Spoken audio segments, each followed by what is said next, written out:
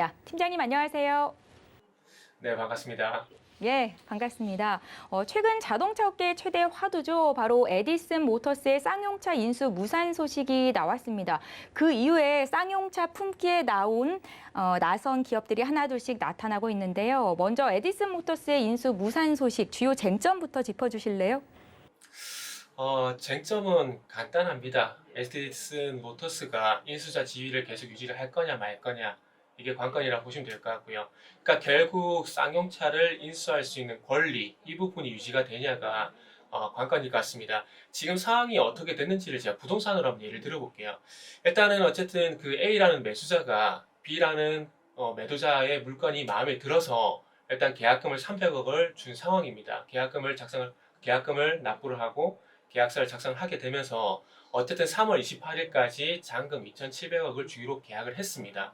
근데 잘 아시겠지만은 뭐 매매 계약이든 뭐 월세, 전월세, 임대차 계약을 하신 분도 아시겠지만 이 계약금을 주고 난 다음에 계약을 매수자든 매도자든 진행을 하지 못하게 되면은 분명히 이 부분은 계약금의 2배 정도의 보상을 하는 걸 잘 알고 계실 거예요.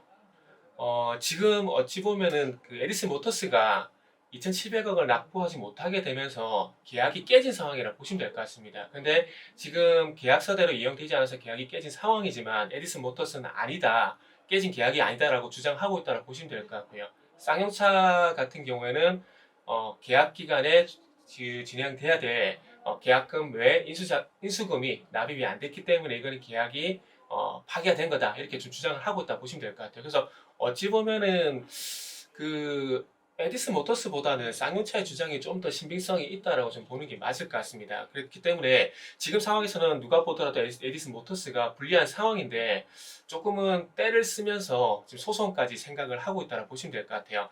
일단 어쨌든 기한 내에 잔금을 미납을 하게 되면 계약 해지 조항이 있기 때문에 계약서상 이게 명시가 돼 있고 계약이 파기가 돼 있다는 부분들이 있기 때문에 이걸 소송으로 간다고 해서 과연 뒤집기가 쉬울까라는 생각이 들어요. 그리고 이 300억이라는 자금도 상당히 뭐 작은 금액이 아니죠. 그렇기 때문에 이 금액이 공중분해가 된다는 것도 에디슨 모터스 입장에서는 뭐 제가 생각하는 에디슨 모터스 같은 경우 300억이면 상당히 큰 자금이라고 생각을 하고 있습니다. 그렇기 때문에 이 자금이 만약에 계약 파견에서 날아가게 된다면 상당히 에디슨 모터스 같은 경우도 일단 타격이 있다고 봐야 될 것 같습니다. 그래서 지금 회생 계획안 배제 결정에 대해서 특별항고를 제기를 한 상황이고요. 그리고 기지급된 계약금의 출금도 금지시켜달라고 현재 청구를 한 상황입니다. 근데 법원에서 일단은 계약서가 어쨌든 충분히 근거가 되는 사항들이 있기 때문에 아마 제 예상이긴 하지만 일단 에디슨 모터스보다는 쌍용차의 채권자들의 손을 들어줄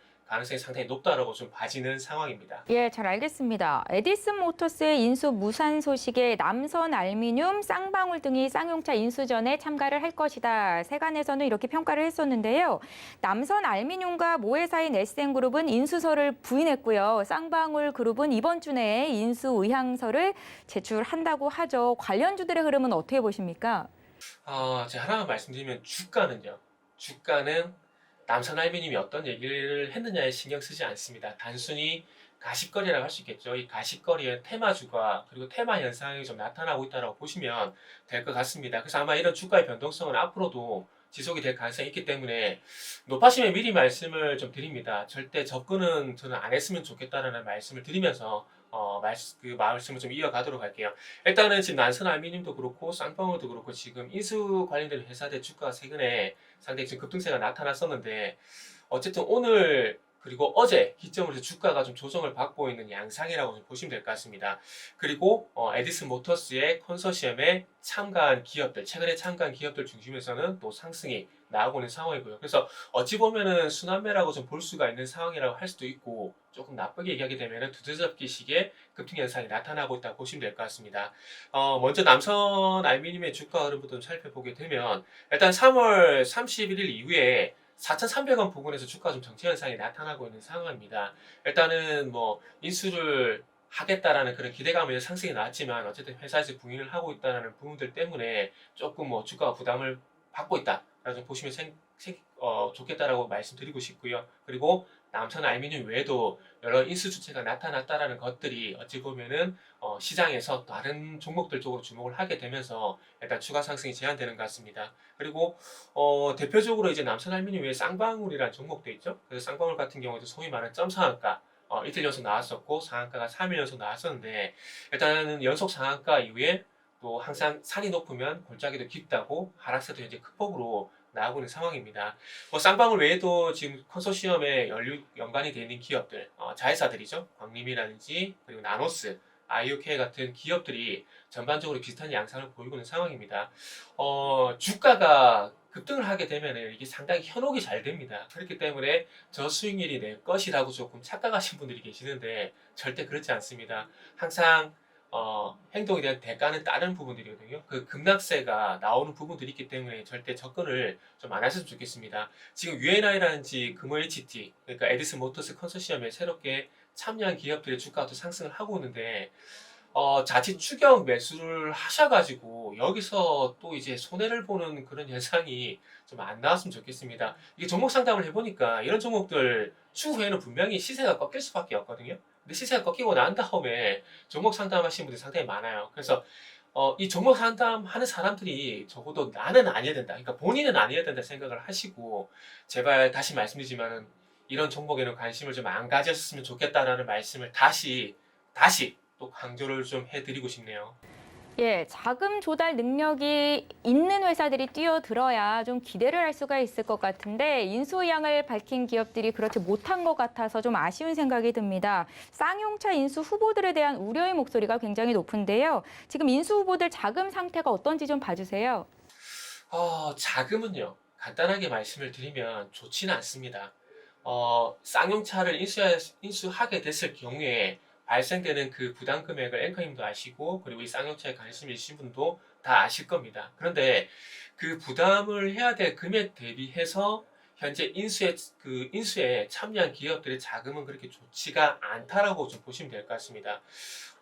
일단은 그 채권자가 동의를 할지 모르겠지만 어쨌든 지금 5천억에서 인수자금 3천억까지 이제 소위 말하는 좀 깎은 상황이라 보시면 될 것 같아요. 근데 이 금액도 계약이 진행이 된다라고 생각하고 일단 제시했던 금액인데 지금 어쨌든 1차적으로 파기가 나온 상황이기 때문에 아마 채권자가 이제 3천억에 동의를 하지 않을 가능성이 상당히 높을 것 같아요. 그렇기 때문에 인수자금이 일시적으로 들어가는 계약금을 포함한 잔금이 일단 5천억 가량으로 올라갈 가능성이 상당히 높다라고 좀 보시면 될 것 같고요.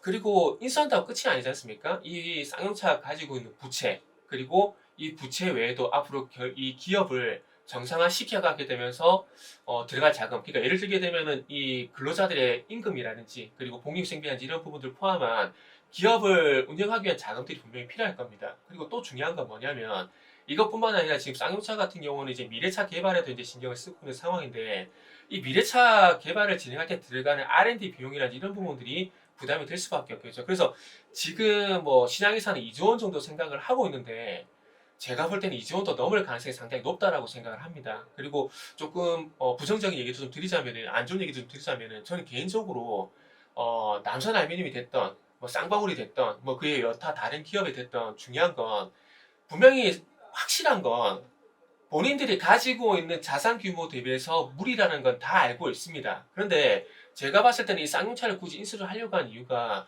쌍용차의 어떤 시너지 효과라는 명목 하에 이 쌍용차가 가지고 있는 보유자산 가치를 노리고 있는 것이 아닌가라는 생각이 좀 듭니다. 그렇기 때문에 조금은 저는 부정적으로 볼 수밖에 없을 것 같아요. 그래서 잘 아시겠지만 쌍용차 같은 경우는 화성이라든지 그리고 서울의 구로라든지 토지 자산에 대한 평가가 상당히 높습니다. 그렇기 때문에 그런 부분도 좀 노린 게 아닌가 생각이 들고 이거는 뭐 여담이지만 에디슨 모터스가 이전에 계약금을 지불하고 난 다음에 나머지 인수 자금에 대해서 쌍용차가 가지고 있는 부동산을 매각하고 난 다음에 잔금을 치른다는 그런 말도 안 되는 그런 얘기도 있었기 때문에 제가 봤을 때는 지금 인수에 참여하는 기업들이 모르겠어요. 이게 순수하게 정말 쌍용차의 가치를 그러니까 쌍용차의 어떤 가지고 있는 경의 가치 이것을 보는 건지 아니면 쌍용차가 가지고 있는 토지 자산이 탐나는 건지 상당히 그런 게 조금 애매하다는 말씀 좀 드릴 수 있을 것 같아요. 그래서 어쨌든 중요한 것은 이 접근하는 회사들의 자금 상황 그렇게 좋다라고 볼 수는 없는 상황이고요. 분명히 부담되는 금액은 맞다라는 겁니다.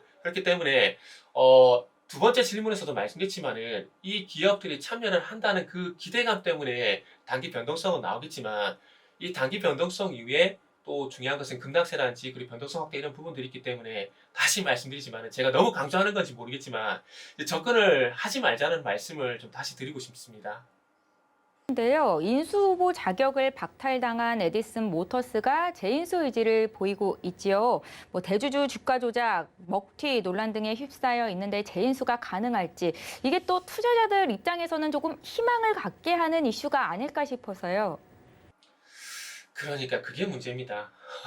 안 될 걸 알면서 이 기대감을 불어넣는 것 자체가 저는 개인적으로 좀 문제라고 좀 생각을 하고 있는데, 다른 전문가분은 어떻게 생각하실지 모르겠습니다. 저는 개인적으로 인수는 어렵다라고 생각을 하고 있습니다. 두 가지 근거에서 봐야 되는데, 하나는 자금, 하나는 노조. 요 두 문제가 있습니다.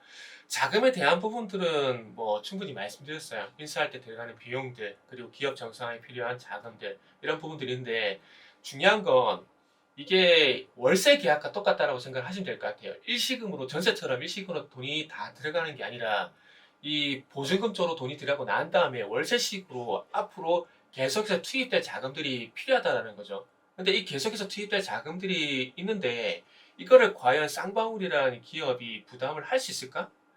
그렇게 한번 생각해 보게 되면 아닐 가능성이 상당히 높다라는 겁니다. 그렇기 때문에 지금 채권단도 반대를 하고 있는 거거든요.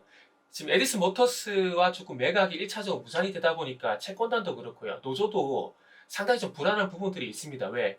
자금적인 문제들 때문에. 그렇기 때문에 이 자금적인 문제를 확실하게 해결할 수 있는 기업이 나타나지 않게 된다면은 아마 제가 봤을 때는 채권단도 그렇고 노조의 동의를 얻기가 저는 상당히 쉽지 않을 거라고 생각을 하고 있습니다. 노조 같은 경우도 지금 잘 아시겠지만 서울회생법원에 인수 반대 의견을 제출한 상황입니다. 에디슨 모터스에 대해서요. 그렇기 때문에 이 에디슨 모터스가 뚫어야 할 관문은 자금뿐만 아니라 이 노조원들의 동의를 얼마만큼 또 이끌어내냐가 중요한데 이미 불안한 모습을 보여준 상황이기 때문에 제가 봤을 때는 이 노조의 반대가 좀 심할 걸로 예상이 됩니다. 그리고 채권단 같은 경우도 인수자금을 그 세 번째 질문에서도 말씀했지만은 3천억이 아니라 그 이상 인수자금 요구할 가능성이 상당히 높아지게 되고요. 그러면 이 컨소시엄을 형성을 했을 때 중요한 건 이 컨소시엄에 참여한 기업들이 앞으로 이 발생될 만한 일시금과 그리고 계속 지출될 만한 자금들에서 얼마만큼 동의를 하고 계속 갈 것인가가 관건인데 그런 부분들에서도 물론 쌍방울 자회사들이기 때문에 뭐 동의할 가능성이 있겠지만은 기업 경영 상황까지 위험해지는 혹시 기업의 경영까지 위험해진 상황이 된다라면은 아마 계속하기는 쉽지 않다라고 생각이 됩니다. 그러다 보니까 저는 개인적으로 최종 인수는 어렵다라고 말씀을 좀 드리고 싶고 그리고 어렵게 생각하여니는 방금 말씀드렸듯이 계속 투입될 자금 이 부분이 뭐 투입될 자금의 뭐 한 5배 정도 자금이 열리게 된다면 상관없겠지만 그것도 안 되는 상황이고 채권단이란지 노조의 동의도 얻기가 쉽지 않다는 점을 보게 된다면은 저는 적어도 에디슨 모터스는 인수하기 힘들다라는 의견을 좀 제시하고 싶습니다. 예, 정택은 팀장님과 함께 지금 법정 관리 중인 쌍용차 인수권이 안개 속을 헤매고 있다라는 소식을 전해드렸습니다. 재매각을 위한 시각이 이제 6개월밖에 남지 않은 상황이고요. 재매각이 실패했을 시 청산의 길로 가게 되는데 그럴 경우에 국내 자동차 산업에는 어떤 영향이 없을까요? 저는 개인적으로 이게 인수가 되던 인수가 되지 않던 저는 과연 영향이 있을까? 라는 생각을 좀 하고 있습니다. 만약에 현대차가 이런 문제가 생겼다면 큰 문제가 되겠죠. 큰 문제가 되겠지만, 그러니까 저는 단순히 그 쌍용차가 가지고 있는 자동차 점유율 측면에서 한번 해석을 해보고 싶어요.